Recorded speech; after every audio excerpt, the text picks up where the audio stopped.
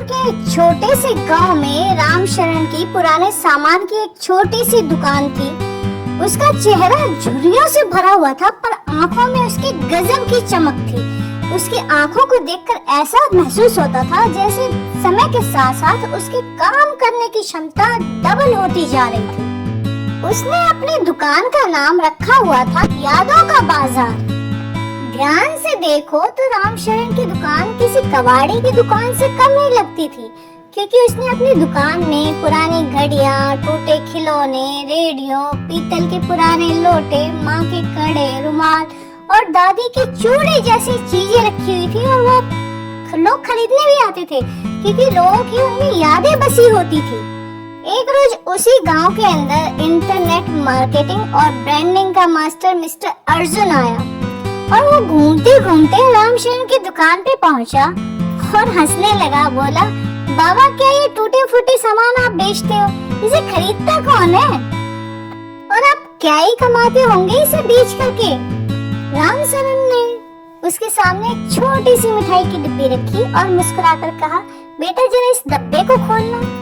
जैसे ही अर्जुन ने उस डब्बे को खोला तो उसे अपनी माँ की वो गुड़ वाली मिठाई याद आ गई, जो बचपन में खाता था बहुत प्यार से, और माँ हमेशा उसके लिए बनाती थी। उसकी आंखें नम हो गई और उसने बड़े प्यार से पूछा, आपने ये सब कैसे किया? बेटा मैंने तो कुछ नहीं किया, वक्त के साथ बस लोग भूल जाते हैं और मैं बस उन्हीं भूली हुई यादों को ना बचा लेता हूँ। और जब कोई उस याद को पहचान लेता है ना, तो वो खुद ब खुद कीमती हो जाता है। अर्जुन को एक अच्छा सा आइडिया सूझा। उसने रामशरण से साझेदारी कर ली और फिर उसके साथ मिलकर के एक वेबसाइट शुरू किया। उसका नाम रखा यादोंकाकारोबार.com। इस वेबसाइट पर लोग अपने पुराने सामान की कहानियां लिखते और वो सामान बेचते जिसे लोग कबाड़ समझते थे।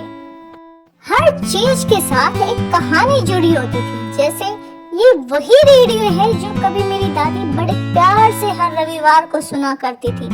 ये लंच बॉक्स मेरे पापा बड़े प्यार से ऑफिस लेकर के जाया करते थे।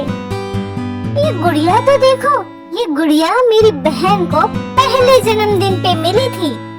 समय के साथ साथ ये व्यापार बहुत अच्छे से चल पड़ा। लोग अब सामान ही नहीं खरीदते थे, बल्कि वो भावनाएं और वो यादों के जो पल थे ना, वो भी खरीदने लगे थे।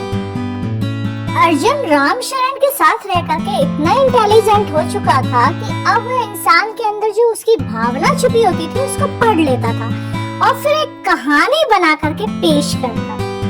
आज भले रामशरण इस दुनिया में नहीं है, लेकिन उसकी दुकान आज भी चलती है, जो याद दिलाती है मुनाफा हो या ना हो, लेकिन जो बचपन की यादों को भी बेच देना, वही सबसे बड़ा कारोबारी है। आपकी क्या राय है इस बारे में? जरूर बताइएगा कमेंट में।